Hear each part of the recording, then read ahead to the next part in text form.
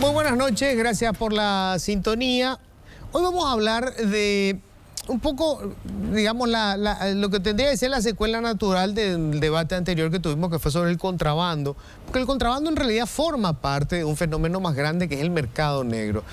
Paraguay tiene la característica, como muchos otros países del tercer mundo, que buena parte de su economía está en negro, es una economía no registrada, pero es una economía importante porque 2/3 partes de la gente que está empleada o que tiene algún ingreso trabaja en el mercado informal.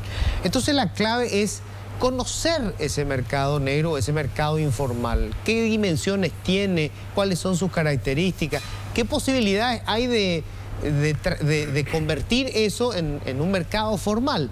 Bueno, y hace ya unos años están investigando esto durante todo, o sea, cada año publican un informe sobre esto desde Prodesarrollo Paraguay. Y hoy vamos a debatir sobre eso. Está con nosotros Sebastián Hacha, director ejecutivo de la Asociación Prodesarrollo Paraguay. ¿Qué tal, Sebastián? ¿Cómo estás? ¿Qué tal, Luis? Un placer estar contigo y con la audiencia. Bueno, gracias por venir. Gracias por la invitación. Y está con nosotros Hugo Roy, es economista de Mento y es el que estuvo trabajando en este proyecto justamente. Hugo, ¿qué tal? ¿Cómo estás? ¿Qué tal, Luis? Un gusto compartir contigo y con toda la audiencia. Bueno, primero me gustaría saber cómo se hace para estudiar, porque la característica del mercado informal es que no está registrado, ¿verdad? O sea, no, se supone que no hay apunte, no hay números. ¿Cómo se hace para analizar un fenómeno como ese? Es el interés de Prodesarrollo. Hace 8 años lo está llevando a cabo este estudio. ¿Cómo se mide? De alguna manera hay una correlación entre la economía formal e informal. Entonces hay 3 metodologías diferentes. Por un lado, digamos, los bienes. Se hace un cálculo de la capacidad de producción de la economía eléctrica, y del consumo de energía eléctrica. Y a partir de allí se estima cuánta es la energía que se utiliza para producir bienes y servicios. Esa es una metodología. Ahí sale un volumen, se dice, esta energía es la que nosotros consumimos, se debería estar produciendo 140 y solamente en los registros están 100. Esa es una metodología. El otro mecanismo es, todo bien tiene una contrapartida de plata. Entonces lo que se ve es cuánto dinero existe en la economía, cómo circula ese dinero, y a partir de ese dinero y cuánto deberían tener, se corresponde con el ingreso, se calcula la misma historia. Este volumen de dinero, de guaraníes, correspondía a este volumen de producción y solo esto está registrado. Claro, porque si no tendría que haber una hiperinflación. Exactamente. O sea, si hay menos productos que dinero, el dinero tendría que perder valor. Exceso de oferta de dinero y eso genera exceso de demanda de bienes y sube a precio. Que sí, que acá hay unos bienes que no se están registrando. Bueno, entonces ahí uno equipara. Ahí está. Y la tercera metodología es por las encuestas que se hacen a los trabajadores. ¿Cuántas personas trabajan? ¿Qué nivel de ingresos tienen? ¿En qué tipo de empresas trabajan? Entonces ahí se compara el ingreso de aquellos trabajadores formales con informales. Estas 3 metodologías nos lleva a tener un número para cada una de ellas y posteriormente un promedio. Lo que uno ve es que fueran consistentes esos números. Y son consistentes, o sea, lo que ocurre informalmente por el lado de la producción y de bienes, ocurre por el lado del dinero y se corresponde a la cantidad de personas que están en el mercado informal. ¿Y es más o menos qué porcentaje de la economía? Estamos hablando de aproximadamente 47%, 46% para este año. Es decir, como la producción del PIB es 10, hay cerca del 50% más que es informal. O sea, ¿quiere decir que el Producto Interno Bruto paraguayo es más grande de lo que aparece en los números? Exactamente, debería ser. Si todo lo informal pasa a ser formal, hoy tendríamos, digamos, 1.5 el Producto Interno Bruto, es decir, de poco más de 40.000 millones de dólares a 60.000 millones de dólares. O sea, digamos, no deja de ser una buena noticia también, es decir, saber, somos en realidad más grandes de lo que aparecemos en los registros, ¿verdad? Exactamente. Tanto, lo decías anteriormente, en aquellas actividades que son informales, pero corresponden a actividades lícitas, y aquellas informales que corresponden a actividades ilícitas, que no se deberían dar. Ahora, Sebastián, justamente sobre eso, es decir, de ese 46% de economía negra o informal, ¿cuánta es informal ilícita y cuánta es informal lícita? Nosotros nos tiramos a la mar con el equipo de Hugo este año a hacer algo que no lo hicimos nunca, que va a ser muy importante, Luis, Y te lo digo porque sos una persona apasionada por los temas económicos desde tu inicio de tu carrera. Para el censo del año que viene, o sea, agregar algunas preguntitas que nos den un poco más de luz al respecto, que voy a terminar esta parte contestándote. Nosotros no tenemos una valoración porque al ser el método indirecto lo que nos arrojan son cifras globales. Claro. Dicho esto, lo que hicimos este año es consultar con determinadas cámaras comerciales cuánto ellos creen que afecta al comercio informal a su actividad. Y encontramos cámaras que nos decían el 30% hasta algunas que nos dijeron el 80%. Y me quiero quedar con los dos ejemplos más significativos. Los calzadistas nos dijeron que su participación, la participación del calzado nacional en el mercado es nada más del 20%.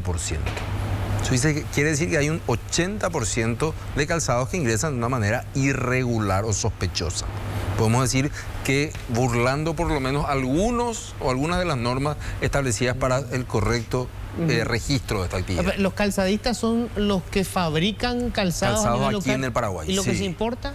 Lo que se importa está dentro de un régimen que está medido dentro de la economía, pero la participación de ellos en los mercados donde pueden vender, que lógicamente hay un mercado del sector público, es muy interesante, donde hay calzados que compran, se licitan y demás, y el mercado privado, ellos no pueden participar básicamente porque el nivel donde ellos están, el calzado que entra principalmente viene de Oriente.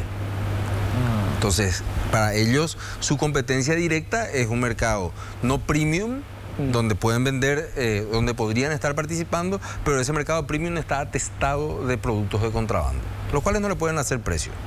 Voy a poner un ejemplo simple, un mocasín que ellos pueden hacer en 20, se vende a 10 en el mercado. Entonces no existe forma de poder justificar el proceso de importación, porque ese mismo mocasín podría comprarse en algún local comercial de mayor nivel, pero va a costar 80, porque claro, la capacidad de consumo para esa gente le da para poder comprar ese mocasín. Y el centro azucarero nos dice que el 50% del azúcar que consumimos, o sea, de 2 cucharaditas le ponemos a nuestro café, a nuestro cocido, una entró de contrabando. Y esos son números que deberían alarmarnos brutalmente. Ahora, el tema de contrabando es un tema tan antiguo como la existencia del comercio y aquí en Paraguay desde antes de ser república, o sea, ya de la época de la colonia. No podemos decir que existan países que estén libres de este mal. Existe en el primer mundo, existe contrabando en Dinamarca, hay más cuestiones. Ahora, cuando nosotros hablamos con un sector, si el sector danés de calzadistas se reúne y dice, ¿saben qué, señores? Nuestra participación en el mercado local es el 20%. Me imagino que alguna cabeza rodara en el gobierno de Dinamarca. Entonces, lo que decimos nosotros es que sería muy importante que el censo del 2022 pueda preguntar el número, por supuesto, el número de integrantes de la familia y cuánto consumen ellos los productos básicos de la canasta familiar en ropa para el trabajo, ropa para la escuela, cuánto consumen ellos en energía eléctrica, una serie de preguntas que nos puedan después dar a nosotros. Nosotros lo tomaremos con mucha alegría porque vamos a poder hacer un comparativo entre lo que decía Hugo, en lo que se llama el insumo o la demanda monetaria. En ese método podríamos calcular todo lo que se produce en el Paraguay y lo que se importa legalmente y comparamos con el nivel de consumo. Entonces la diferencia va a ser el contrabando. Entonces tendremos de manera indirecta la cuantificación mucho más precisa del contrabando y por fuera de eso ya estarían delitos que no son susceptibles de formalización. Tráfico de drogas, lavado de bienes, tráfico de personas. O sea, nosotros hace poco hablábamos sobre el tema de los mercados y está ahora a tal punto que llega a la Junta Municipal un pedido de informe sobre el tema de la quiniela sexual. Y nosotros creemos que en el Paraguay no hay trata de mujeres, por ejemplo. O sea, no, en nuestras narices hay, en los mercados estándar. Y por otro lado, el tema del tráfico de drogas y el lavado de dinero, que la sentencia a Óscar González de Arias, su hijo, por ejemplo, reveló de que habían esquemas que llegaron a lavar solamente en un tramo, en una rama, 2.000 millones de dólares. O sea, estamos hablando de una barbaridad de dinero. O sea, estamos hablando a ver, con 2.000 millones de dólares podríamos hacer, a ver, creo que, a ver, serían 10, 15 puentes que unan, como que se está construyendo ahora ya en Carmelo Peralta y Puerto Murtiño. O sea, para que la gente tenga la dimensión de lo que esto significa. Lo que también nos damos cuenta es, y muy categóricamente este año, ya nos animamos a decirlo, porque ya el año pasado con el equipo de Hugo y Mentu entramos a los mercados a hacer algunas preguntas, es que la gente no quiere ser informal. No quiere, o sea, nadie se levanta un día y dice yo quiero ser informal. Se encuentra por lo menos con 3 situaciones. La primera, una excesiva burocracia para poder formalizarse. No, pero vos necesitas tu RUC. Bueno, perfecto, te sacaste tu RUC. No, pero vos necesitas ir a sacar tu patente comercial. No, pero vos necesitas el otro que no se llama patente, se llama no sé cómo. O sea, entonces las personas se sienten abombadas porque encima tienen que ir a gastar días enteros de producción, gente que vive al día, y no lo quieren hacer, finalmente. En segundo lugar, la calidad del gasto público. O sea, finalmente la gente dice, yo tengo que invertir y tengo que ver que finalmente vamos a subirle el sueldo a una cantidad de docentes y a todo por igual. Yo no tengo problema que a los buenos docentes se les suba el sueldo, pero hay docentes que no aparecieron. O se van a crear 1.493 cargos y resulta que nosotros no sabemos ni para qué. Y el tercer punto, que lo dejé para el final adrede, es que la gente no tiene una suficiente capacidad de consumo porque no tiene acceso a crédito. El crédito de una señora que vende empanadas, yo siempre le llamo Doña María, obviamente un nombre ficticio, su día transcurre de la siguiente manera. Llega a las 4:30, probablemente vive en Nueva Italia, llega al mercado y tiene que comprar sus insumos para preparar sus empanadas. Entonces recurre a Pepe, el prestamista de la esquina, que le presta 100.000 guaraníes a las 5 de la mañana. A las 5 de la tarde, Doña María le tiene que devolver 200.000 guaraníes. Es decir, que su tasa de interés es del 100% y su plazo es de 24 horas. Y aún creemos que sigue siendo ese el crédito más alto del mercado. Y eso no es así, el crédito más alto, el crédito que no existe. Porque finalmente ella va a sobrevivir con el restito de lo que le sobró, va a terminar finalmente pagando su pasaje para volver a su casa y con eso le va a dar de comer a su familia. Si nosotros no generamos los caminos para generar un crédito a una tasa razonable y a un plazo razonable, no va a ser posible erradicar la informalidad.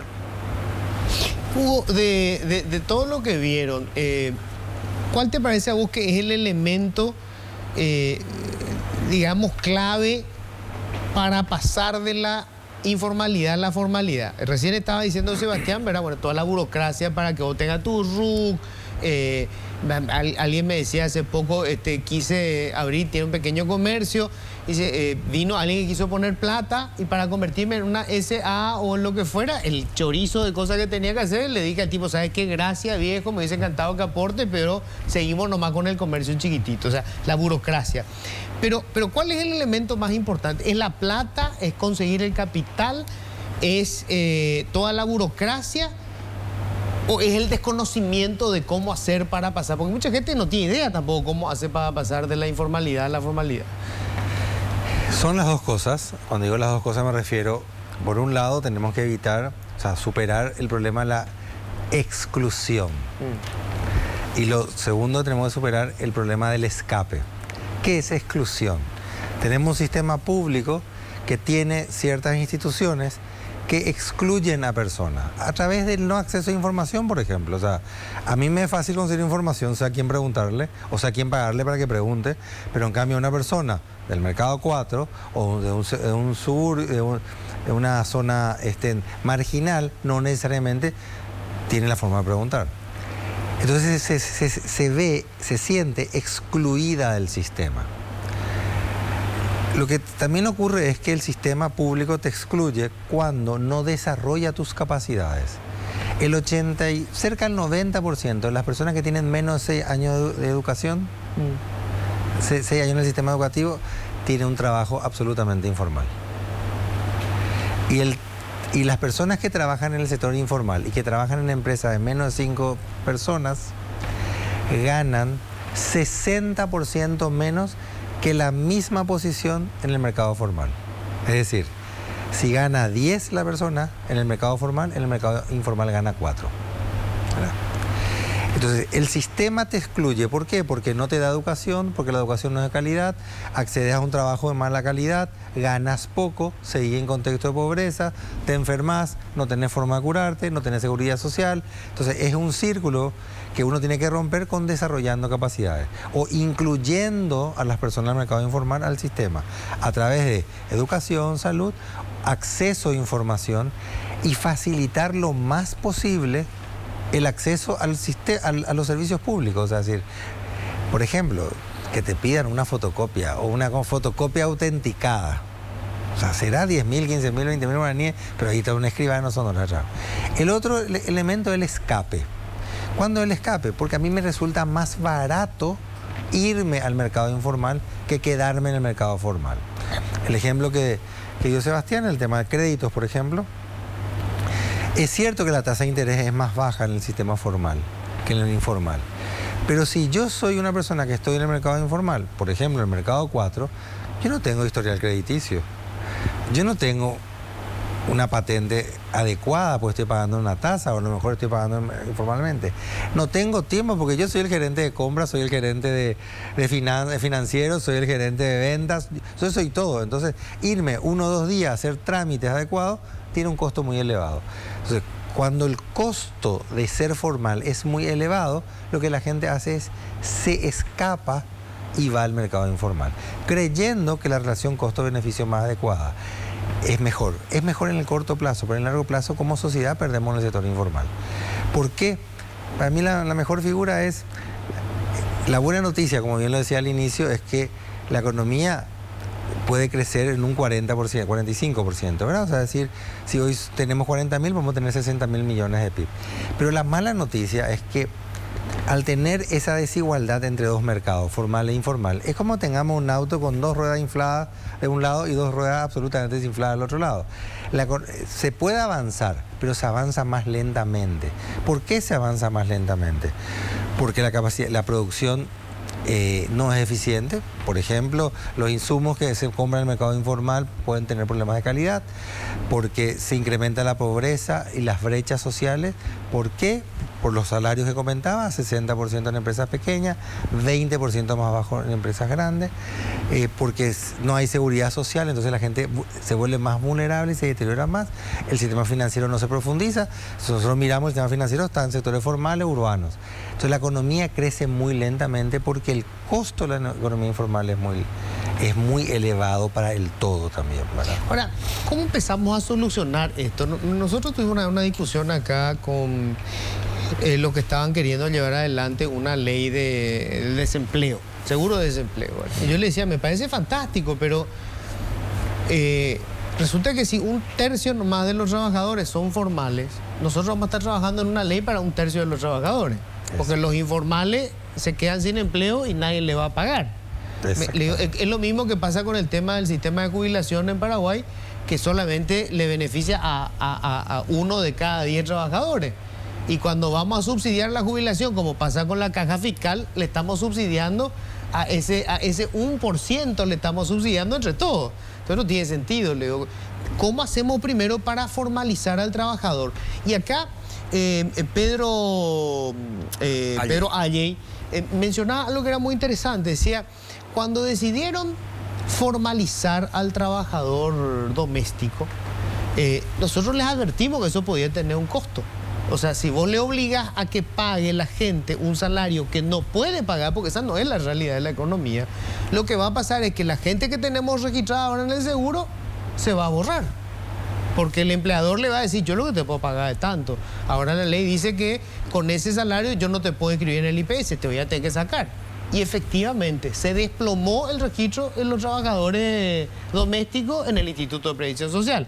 O sea, la intención era buena, pero el resultado fue que mandaron más gente a la informalidad. Entonces yo pregunto, ¿podemos nosotros plantearnos una ley que se adapte a la realidad y la vaya transformando desde ahí y no a la inversa como queremos, que ahora queremos modificar la realidad para que se adapte a la ley? Así mismo. De hecho, el papel aguanta todo. O sea, hay proyectos y hay leyes que no se cumplen ni un artículo y se siguen produciendo leyes en ese sentido que genera lo que hablábamos fuera de micrófono, esta fragilidad institucional, de esta anomia que tenemos. O sea, las leyes sabemos que existen, pero su cumplimiento es optativo, ¿verdad? Entonces, estamos convirtiendo finalmente al mercado laboral formal en eso, en una opción para el empleador. Y aquí viene la parte que nunca es muy bienvenida en esto, porque cuando nosotros ofrecemos estos tipos de datos, no estamos haciendo juicio de valor, lo que hacemos es lo que nos sale en las mediciones, ¿verdad? Con profesionales como Hugo. O sea, aquí lo que decimos es, miren, y aquí voy a citarle una frase de un psicólogo economista que es muy bueno, está muy de moda, se llama Dan Ariely. Él es israelí-americano, fue profesor en el MIT, ahora está en la Universidad de Duke, y él dice, ¿qué les parece si pensamos la economía como es y no como debería ser? Eso es lo que te dijo Pedro Aya. Y te dijo, hermano querido, o sea, la gente no es buena, la gente no nació para una película de los Avengers. O sea, vos no le podés decir a la gente, le exigimos mayor sacrificio y que sigan pagando. ¿Por qué? Porque la realidad económica te dice que van a decantarse por el lado más bajo de la cuenca. El agua va a ir siguiendo la parte más fácil. Entonces, para ponerle a todos por igual, quizás lo que tendríamos que hacer no es elevar el acueducto, sino bajar el piso del acueducto, de manera que más gente pueda entrar en ella.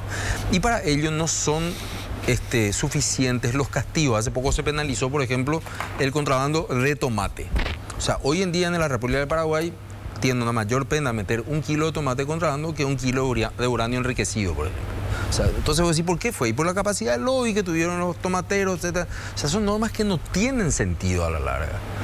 O sea, sí, el contrabando debería ser igual para todo tipo de contrabando, porque finalmente aquí hay un problema que lo señalaba el profesor Juan Mario Solís hizo un estudio muy interesante del Atlas de Violencia de América Latina, es que el contrabando es el alfa del narcotráfico.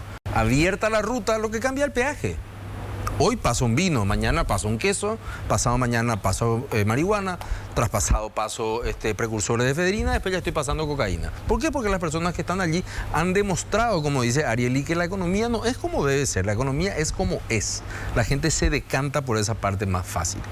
Entonces lo que nosotros decimos es que todas las medidas represivas obviamente tienen que seguir existiendo, pero no son suficientes. Deberíamos tener al final un premio para la gente, porque la gente, y esto yo lo dijo un premio Nobel de Economía, que también es psicólogo, por cierto, se llama Richard Thaler, dice, nosotros tenemos que tratar de darle un pequeño empujón a la gente, un nudge, dice él en inglés, en el cual esta persona tienda a irse por un camino en el cual le va a ir mejor, porque la gente no, el gran público no entiende de datos. Yo les puedo decir a la gente aquí 45,7% de la economía, 46,2%, bajó 0,5%. Al final va a ser lo que él quiere, ¿verdad? O sea, Trump ganó mintiendo en todos sus datos. O sea, decía, no, acá en realidad, miren, acá entran todos los inmigrantes por México. Y decía, no, señor, el 84% entra por American Airlines. Decía, vamos a construir el muro. Y la gente sigue a construir el muro. O sea, la gente es muy pasional en ese sentido. Y cuando le hablas de formalización, aún más. Entonces, al final del camino, lo que necesitamos es que la gente dé el paso de tener un RUC. Aquí la gente tiene que tener un registro único de contribuyente. Cumpla con una obligación, estamos hablando de simple y resimple, entre 20 y 80 mil guaraníes mensuales es lo que tiene que pagar de impuestos. Pero si a esa persona solamente le ofrecemos el lado de la flagelación, nadie nació para ser mártir. O quizá haya un número mínimo de personas que digan, en realidad yo por mis creencias religiosas o por la filosofía moral que tengo, soy kantiano, tengo que hacer lo correcto. Perfecto, pero va a ser un número mínimo. Ese RUC le tiene que desllavear el camino a existir para el Estado. Ah, miran, pues acá hay una persona a la cual tenemos que darle un servicio y nuestro enfoque es de crédito. Un servicio de crédito. En 70 años y pico el BNF ha hecho maravillosos planes, pero no le ayuda a doña Juana. Doña Juana necesita 100.000 guaraníes por día. No hay ninguna institución prácticamente en el sistema financiero. Quizá tampoco sea su culpa, son las regulaciones del Banco Central y demás cuestiones que le llevan a tener un comportamiento en el cual tienen que excluirle porque no califica para ese sistema financiero. Entonces, seamos creativos, un poco más creativos y pongamos ese premio al final. Vos vas a tener un RUC, pero vas a tener un acceso a crédito. O si no, la política no tiene sentido. David Cameron fue el primero que hizo un ministerio de nudges en el Reino Unido. Y una de sus primeras políticas fue el tema de traer a las personas que tenían una afección determinada, una afección cardíaca, por ejemplo, a subsidiarle la vivienda para que viva más cerca del hospital de referencia en materia cardíaca. Porque ellos hicieron los cálculos y decían, che, si yo le mando la ambulancia o le llevo el helicóptero para traerle a este tipo que está asegurado, me cuesta más caro. Por supuesto que todos los que no eran enfermos cardíacos empezaron a decir, che, ¿por qué yo no? Y porque esto a la larga te va a traer mayor beneficio a vos. Va a haber menos congestión de ambulancias, vas a ir más lejos, pero te va a traer también el auto. Si algún día, no sé, tenés un shock o descubrís una enfermedad. Y funcionó bastante bien en el Reino Unido y de hecho hoy en día hay toda una política sobre el tema de los NACHES dentro de la economía que nosotros lo tuvimos en su momento, Luis, y fue el momento que establecimos el impuesto a la renta personal en el año 2004. Cuando nosotros le dijimos a la gente, ¿saben qué? Van a tener que pagar impuestos, van a tener que pedir boleta, pero si ganás 100 y gastás 100, pagás 0. Ese fue un estímulo que hizo saltar creo que teníamos alrededor de 85.000 contribuyentes a 1 millón. O sea, no es algo desconocido para el Paraguay hacer ese tipo de movida. Es algo difícil hoy en día para, como dice Harari, tiene una frase muy buena, Yuval Harari, dice, los gobiernos son muy malos para hacer cosas buenas y son muy buenos para hacer cosas malas, dice. Hoy es difícil que los gobiernos hagan cosas buenas porque la presión, los actores están bajo una presión instantánea de las redes. Mientras vos estás decidiendo ya votar en contra de la ley del servicio doméstico, te están atosigando y el trending topic. Y vos te mirás y decís, che, yo terminar calcinado acá, dicen algunos políticos, y hacen hueví. Y entonces retroceden para hacer lo correcto, porque hacer lo correcto también es difícil. Ahora, de alguna manera, esto pasó con el tema del subsidio. Muchísima gente se registró porque eso le iba a permitir conseguir un subsidio en el tiempo de la pandemia. Exactamente. O sea, hay una diferencia entre una actividad informal lícita y la no lícita. Claro. La lícita hay que ayudar y facilitar que se formalice. Y la no lícita hay que combatirla. La trata de personas, el contrabando, el narcotráfico, el crimen organizado. Eso hay que combatirlo y cárcel. O sea, las instituciones tienen que funcionar. En las que son lícitas, pasa lo siguiente. Quiero dar un ejemplo. El número de cédula, mi número de cédula, es uno más que el de mi hermana que nació 2 años después y un número más que mi hermana que nació 5 años después. ¿Por qué? Porque tener cédula cuando yo era chico, para mi mamá, era un acto burocrático para inscribirle al colegio.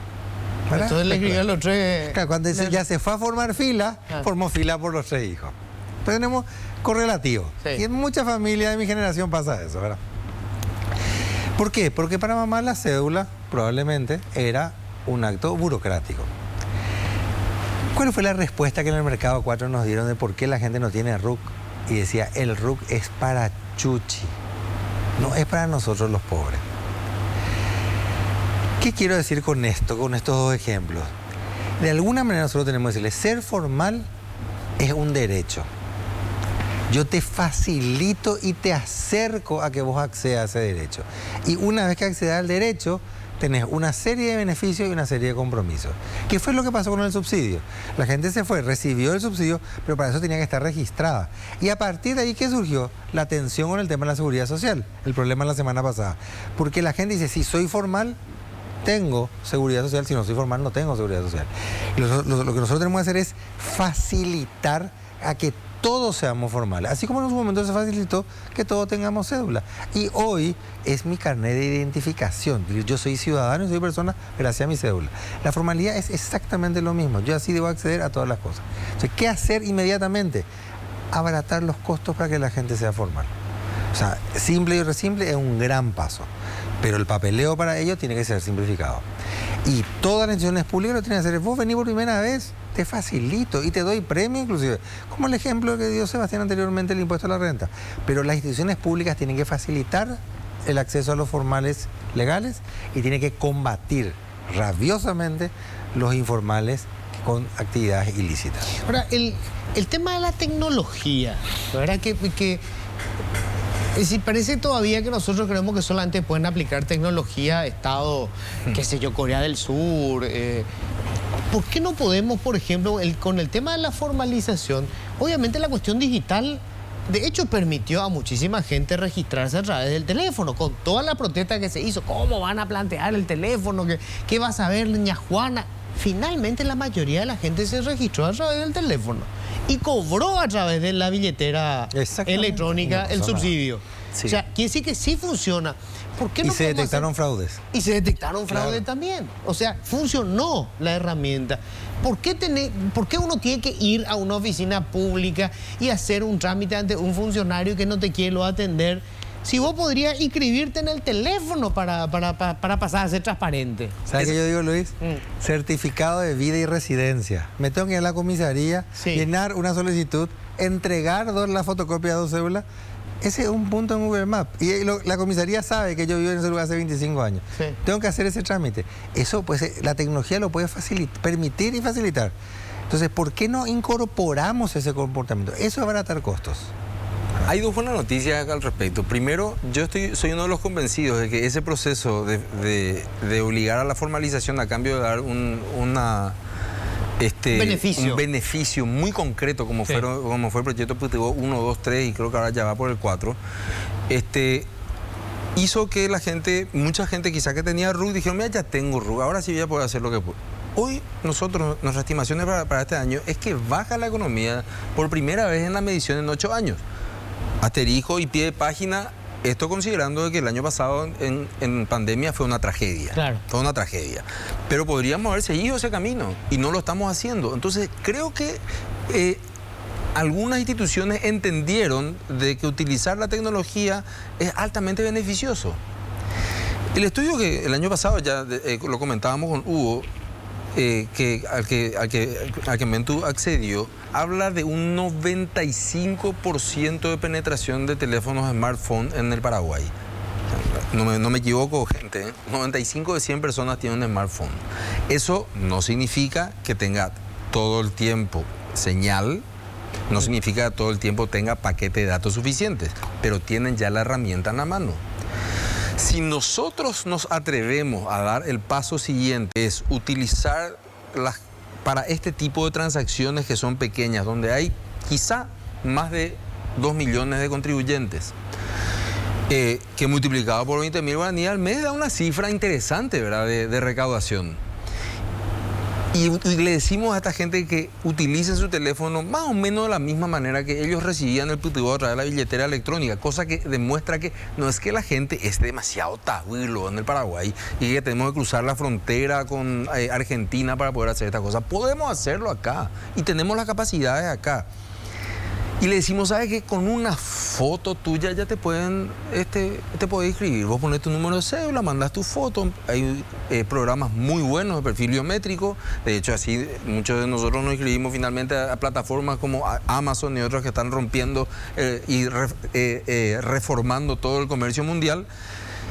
Y vas a poder transaccionar estos mínimos montos y lo que decía Hugo, vas a ser detectable si estás por encima de esos montos, porque si de repente superaste el límite del impuesto tal, ya no es que alguien va a tener que venir el yaguareté, ¿se acuerdan la reforma de la ley 125 al llegar a tu casa para pillarte? No, va a salir en tu registro. Un sistema de inteligencia artificial que hoy tenemos dentro de la SET va a detectar que tus movimientos son irregulares y te va a georreferenciar en dónde estás. O sea que, Luis, creo que le diste en la tecla. O sea, eso es algo, no es que quizás ya no nos tendríamos que preguntar por qué no hacer, sino preguntarnos cuándo empezamos nomás. Ya. Eso es lo que nosotros, es la base de nuestro proyecto y es la base de lo que el 25 queremos lanzar, ¿verdad? Que todavía podemos pasar al tráiler, pero no todavía podemos contar mucho al respecto porque estamos terminando de cerrar. Queremos que la gente también diga, ya no es para Chuchi nomás, esto había sido que yo también pueda hacerlo. Porque del lado de la demanda, volvemos a la compra de mercadería y demás cuestiones, hay regiones dentro del país donde el kilo de carne cuesta 3 veces más y la gente se va y compra. En el Chaco Central, por ejemplo, la colonia menonita, uno entra al súper de Ciudad de Asunción y dice, esto es carísimo. Y la gente compra porque la gente que trabaja allá tiene mayor capacidad adquisitiva que la que vive en Asunción. Entonces, si nosotros miramos ese modelo que lo hicieron aquí, nada más como una referencia, quiere decir que si la gente tiene mayor capacidad adquisitiva, ya no va a comprar en la facilidad que se le da también de estar en la calle al que vende 75 tipos de aceite que circulan en la calle, o jugo, o cervezas, o vino, sino que en realidad va a parar en el comercio siguiente y va a comprar y va a pedir la factura, porque esa factura también le va a servir. Esto no estamos hablando de hacer una revolución, tenemos todo preparado para hacerlo.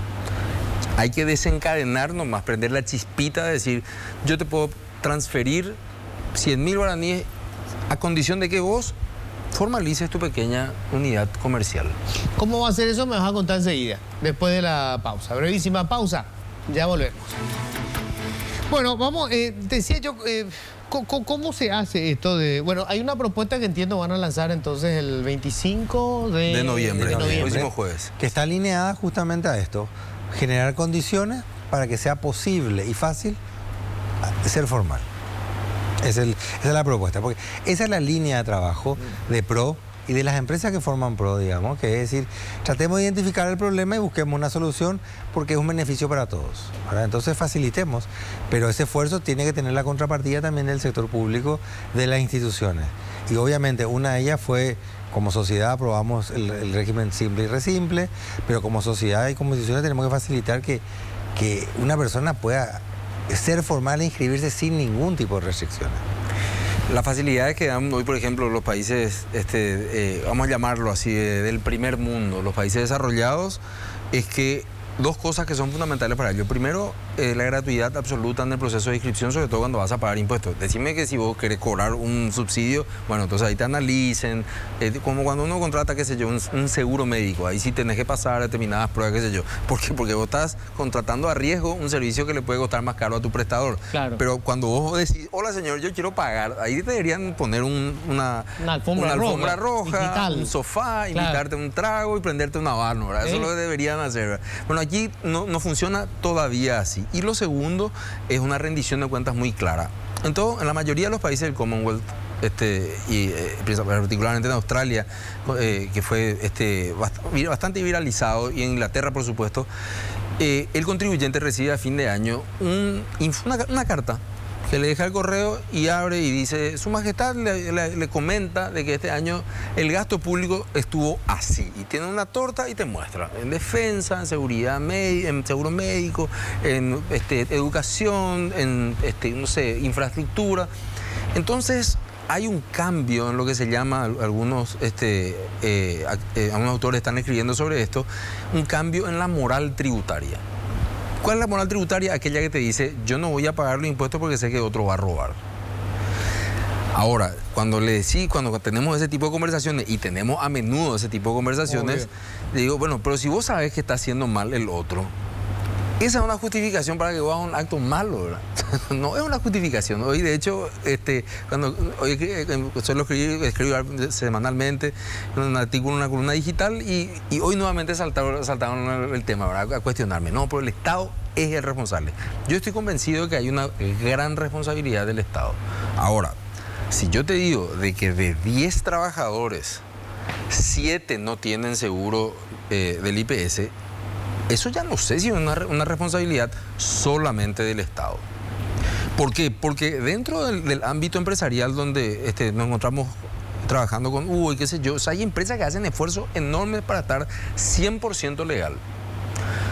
Ya sea por normas de compliance internacional, ya sea por cuestiones éticas, o ya sea por convicciones de los propios dueños fundadores, que aquí tenemos grandes empresarios.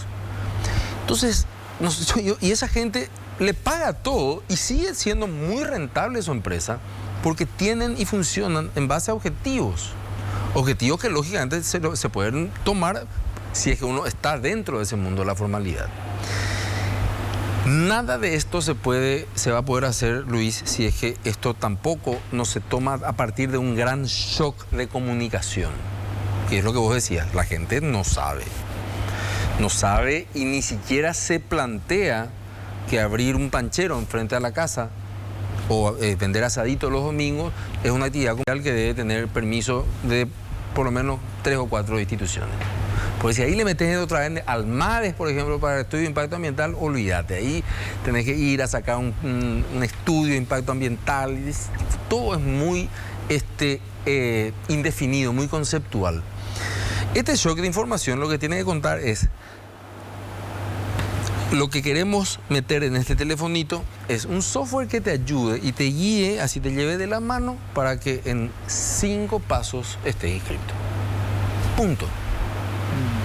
Ahora, el drama es la crisis de credibilidad que tienen las instituciones públicas en general. O sea, si yo le digo al vendedor del mercado como 4, mira, yo creo que vos te escribas porque con eso te vas a beneficiar. No va a creer. Primero no le va a creer. No le va a creer a Hacienda diciendo que esto me van a venir a reventar después. No van a creer y van a creer que si el funcionario que viene me va a cobrar una coima. Por cualquier cosa me va a querer cobrar una coima. Porque además esa es su experiencia, ¿verdad? No, es que a él se le ocurre nomás. Así ha venido pasando durante todo el tiempo. Entonces, recuperar la credibilidad en la institución pública es todo un tema. Y ahí la comunicación es clave. Lo que no se ve, yo no veo en nada que ha hecho este gobierno ni el anterior, hubo comunicación suficiente como para poder generar credibilidad en la gente. Evidentemente, ya que tocaste el caso del mercado 4, nomás para tomar simbólicamente un territorio, si solo una persona hace, su poder de presión es menor. Pero si todos son formales, el poder de presión es mayor. Entonces, la credibilidad no va a pasar solo por la capacidad que tengan las instituciones de cambiar, sino por la capacidad que tengamos todos nosotros de presionar ese cambio, ¿verdad? Entonces, cuando yo tengo la cédula, yo exijo ciertos derechos porque soy ciudadano. Cuando yo soy formal, exijo cierto funcionamiento porque tengo derecho a esos funcionamientos. Entonces, allí, lo que decíamos anteriormente, allí la fuerza está, o le damos la fuerza al rey de los informales, o tratamos de recomponer la fuerza a partir de formalizarnos. Porque la causa de exclusión de la formalidad, ¿sabes? Cuando el sistema expulsa, es justamente lo que ocurre porque las instituciones no son creíbles, porque no ofrecen lo que tienen que ofrecer, ¿verdad? Entonces, ¿cómo se revierte eso? Mágicamente no va a ser. Tenemos que presionar.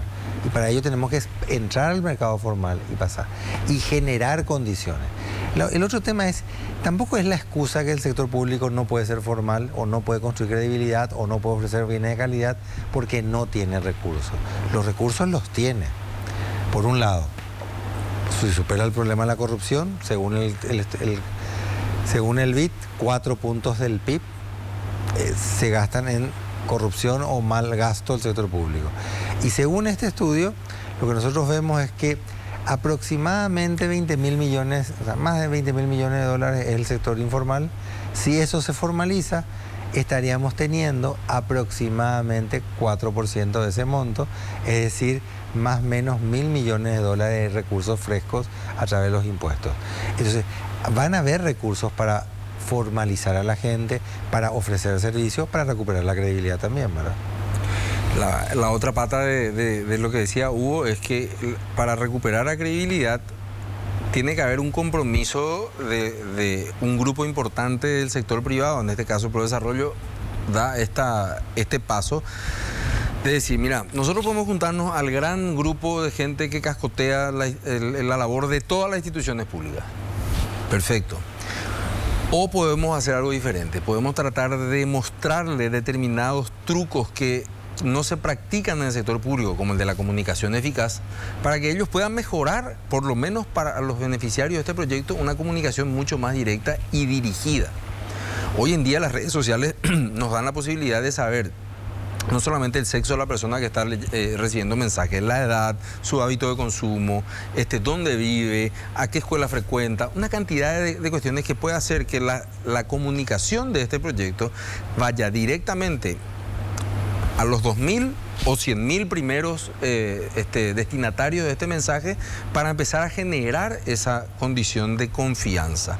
Y para poder ser un mediador de decirle, ¿sabes qué? Nosotros estamos trabajando en esto y en realidad esta gente que está aquí trabajando con nosotros está queriendo hacer algo diferente. Hay que darle una chance también a la administración, porque hay funcionarios, así como hay muchos funcionarios que no tienen un comportamiento debido, hay muchos funcionarios que sí quieren hacer lo correcto. Tengo que hacer una pausa más, sí, brevísima, ya volvemos. Bueno, estamos en la última parte del programa y hablábamos del tema de cómo, inclusive desde la sociedad civil, no solamente las empresas, inclusive los contribuyentes, podemos facilitar la campaña de que es bueno registrarse. Yo alguna vez le dije a Auro, al viceministro de Tributación, a mí no me molestaría, por ejemplo, que cualquiera pueda entrar, cualquier ciudadano pueda entrar y ver mi movimiento de impuestos, dónde pagué, cuánto compré IVA, qué sé yo, porque además ese es mi capital, o sea, que la gente vea que es absolutamente abierto. De hecho, hicimos una vez acá cuando estaba lo del registro verde, que metió mi número de RUC para ver dónde estaba yo, ¿verdad? Estaba con el pago de impuestos, qué sé yo, y canal verde, que es cuando está ok. Si no está en amarillo, está en rojo. Claro, mi contador le dije, llego a aparecer en amarillo o en verde, te voy a matar, porque estamos al aire encima, ¿verdad? Sí. Pero me parece que eso, porque hay muchas empresas que sí les interesa, porque no tienen nada que ocultar, realmente no tienen nada que ocultar. Y les conviene que se sepa que no tienen nada que ocultar. Eso les da un valor agregado demasiado importante. Mira, le voy a contar lo que ocurrió. Empezó Suecia, siguió Alemania y le copió España. España si no mal no recuerdo, cada 28 de junio publica la nómina de morosos a Hacienda. La gente que le debe al fisco. Vos sabés que las páginas de los diarios españoles colapsan las digitales. Se venden todo el papel. ¿Por qué? Porque la gente quiere ver si está Messi, si está Miguel Bosé, si está ¿quién no pagó? La duquesa de Alba. ¿Quiénes son los que no pagaron? O sea, hay un poco de cholulaje también en todo esto. Pero Thaler habla sobre ese fenómeno y dice, uno de los principales deseos psicológicos del ser humano es pertenecer al grupo de los buenos. Claro. O sea, yo quiero estar en el grupo de los buenos. Aquí tenemos el artículo 192, si mal no recuerdo, que declara el secreto absoluto de sumario en materia tributaria. Sí. Entonces, ese es un 92. No, me van a perdonar, y sobre todo los contadores y tributaristas que me están viendo, pero no tengo la ley a mano, pero digamos que el secreto de sumario es la norma. Si a mí me preguntás, y lo puse en mi tesis doctoral, yo no tengo problema de que puedan ver mis números. O sea, pero vamos a generar un revuelo y una discusión sana, yo creo que va a ser muy sana, empezar a discutir, ¿vos cuál sería el problema que publiquen la nómina? No estamos hablando, yo no tengo problema de que digan que yo cumplo con los impuestos, pero la nómina de los morosos, ¿cuánto estaría? ¿Quiénes estarían? ¿Cuánto deben? Eso ha ayudado a recaudar 30% más. En el 2018 se implementó esto en España. Al siguiente año 30% más, no en términos de recaudación bruta, sino de número de contribuyentes que ingresaron al registro. Obviamente subió también la recaudación, ¿verdad? Pero es un estímulo muy extremo, yo lo reconozco absolutamente, pero que me parecería mucho más interesante que de estar discutiendo esto de lo que pueda llegar a ser, qué sé yo, la próxima reina de Mistanga, ¿verdad? O sea, me parece que estas son cuestiones que en realidad edifican. O sea, el comportamiento con respecto a la responsabilidad del fisco te da un derecho a reclamarle al Estado sin igual, porque yo soy la persona que estoy sosteniendo esto. Claro. Y yo creo que puede hacer despegar también otras facultades dormidas en nuestra ciudadanía, como es esa vergüenza, en el buen sentido de la palabra, decir la pucha, estos son unos sinvergüenza para no pagar impuestos. Ocurrió con el tema de los senadores cuando saltó en su momento, ¿no? Claro. La pregunta es, ¿qué ganamos si somos formales? A nivel país, nuestra capacidad de producción y de crecimiento se incrementa. Andar con las 4 ruedas infladas es mejor que con 2 ruedas infladas, o sea, es de ejemplo. Lo segundo que ganamos es menos conflictos sociopolíticos. ¿Por qué? Porque la informalidad genera pobreza y la pobreza genera desigualdad y la desigualdad vulnerabilidad. ¿Qué gano yo como empresa si soy formal? Estabilidad en mi cadena de producción, porque si yo compro a una que hace dulces, que es formal, yo sé que ante cualquier crisis como la del COVID, ojalá no ocurriera, pero como otro tipo de crisis, todo el sistema de protección le protege. me facilita el acceso al financiamiento. Si yo soy formal, puedo acceder a crédito con fondo de garantía, con periodos de gracia, transacciones más bajas. O sea, es decir, nosotros como empresas somos más estables y tenemos mayores posibilidades de crecimiento. Y como persona también, para eso. Es un buen negocio. Se me fue el tiempo. Muchísimas gracias. A vos, Luis. Seba, Muchas gracias, Luis. Muchas gracias. Gracias a todos. Nos encontramos mañana. Que tengan un feliz resto de jornada.